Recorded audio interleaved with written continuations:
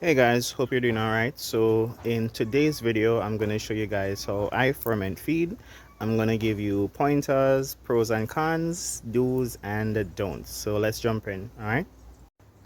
Alright, so the things that we're going to need is water, and any water that you're using, make sure that you put it in the bottle and leave it for at least 24 hours to allow all the calcium and also the chlorine to settle to the bottom of the bottle. Any minerals that's in the water, they're going to settle to the bottom, and we don't want our chickens to drink that. And you're going to need a regular bag of feed. It can be Nutrimix, Hypro, JM, any type of feed that you have. And we're going to need buckets. Now I have two regular 5-gallon buckets right here, and you're going to need a cup.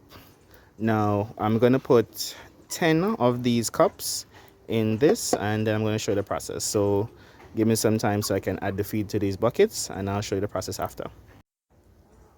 Alright, so we have our 10 cups of feed, which is pellet feed in both buckets. And I'm going to bring you guys attention to this. So this is actually where all the magic happens. No, it's not Grace tomato ketchup. This is actually a mixture of lime juice, molasses, and also eggs.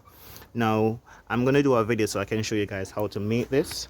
Now the dosage that you usually add this to water when you're giving chickens is 10 milliliters to 4 liters of water, but because I'm using a big bucket, just gonna eyeball it and throw some in there. Yeah. And now what we're going to do next is add water. Now whenever it comes to fermenting feed, you have to make sure that the water level is always above the feed. So I'm going to probably use about 2 of these bottles.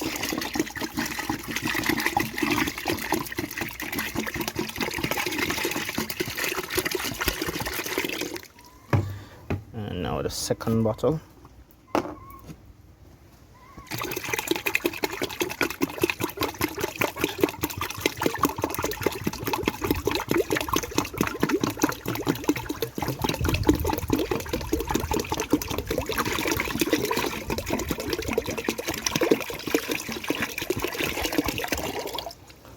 And now with your clean hands that you wash, hopefully, you're going to start the feeding.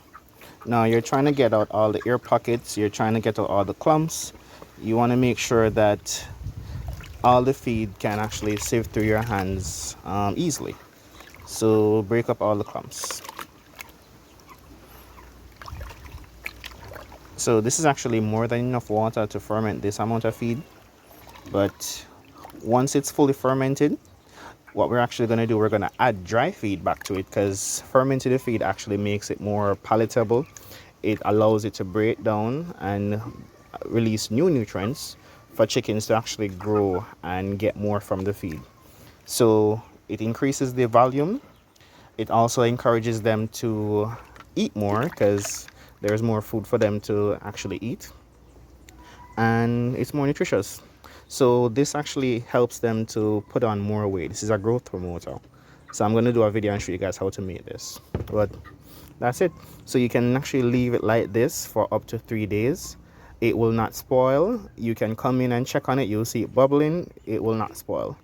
It should have a fruity smell. If it smells rancid, like spoiled, if you open the bucket and you want to vomit, throw it away. That means you didn't do it good. All right. But this is it. You keep it for 3 days. I usually keep mine for just 12 hours or 24 hours, and that's the process.